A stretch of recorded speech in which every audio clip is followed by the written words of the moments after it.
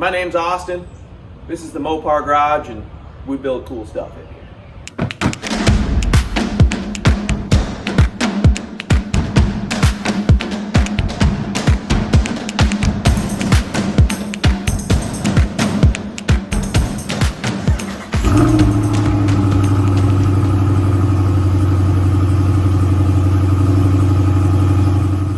What's going on, guys? Switching gears today back onto our second gen Dodge.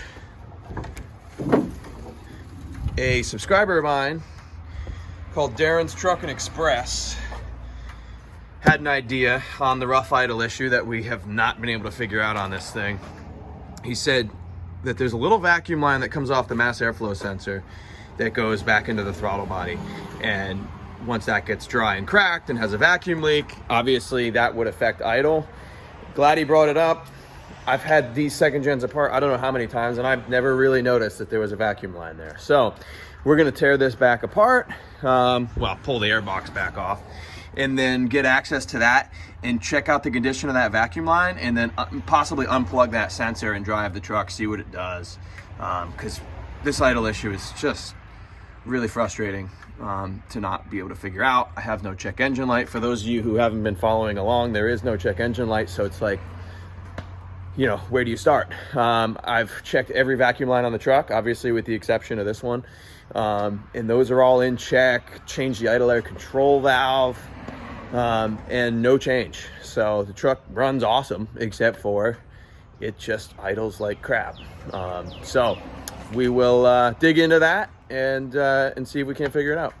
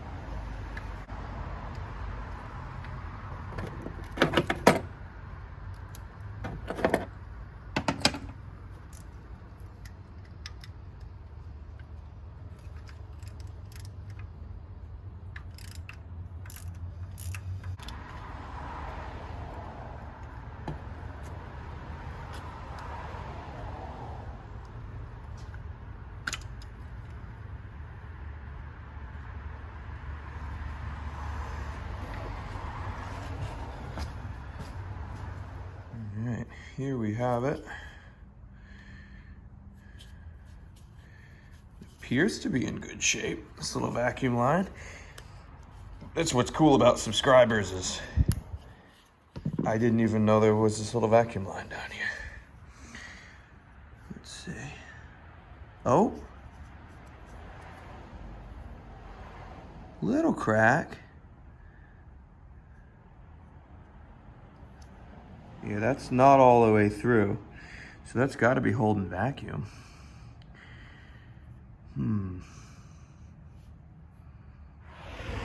Alrighty, well, we're gonna head down to the auto parts store because I think I'm just gonna try a new map sensor in this thing. If the electronics are working but it's clogged inside, or the diaphragm that's inside this thing is bad, I assume there's a diaphragm in there. Maybe it could be bad without a check engine light. So we're gonna take the old 2500 over to the parts store and see if they've got one.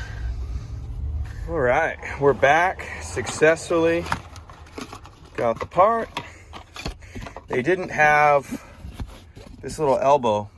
It's got a little crack in it, but I don't believe it's all the way through. So for now, we'll run this elbow. We're gonna install this, and hopefully we finally fix this idle issue.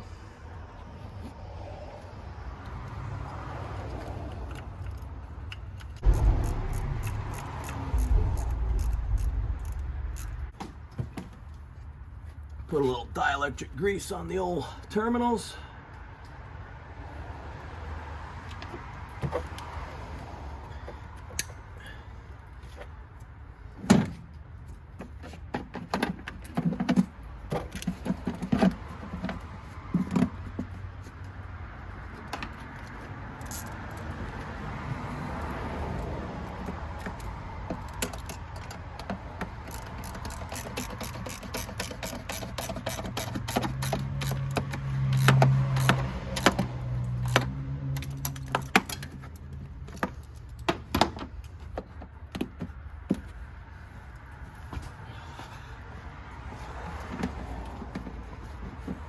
see what it does.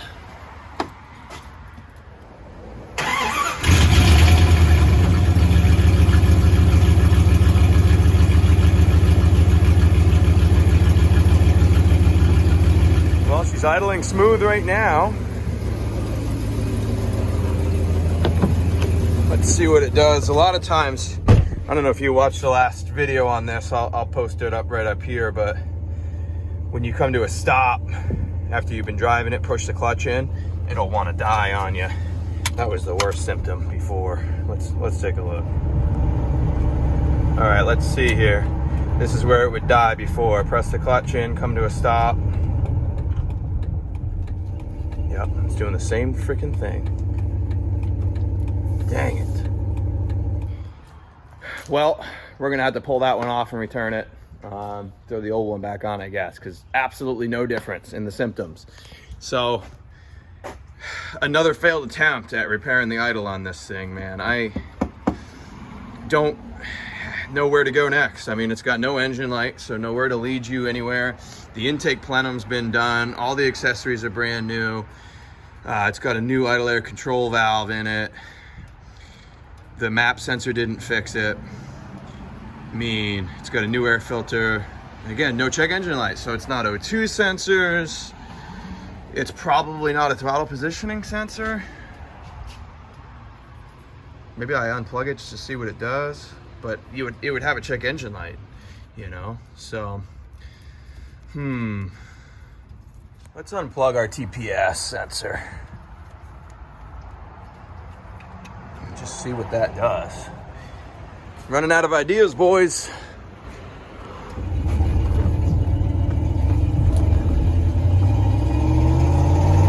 So obviously engine light's on because the sensor's unplugged.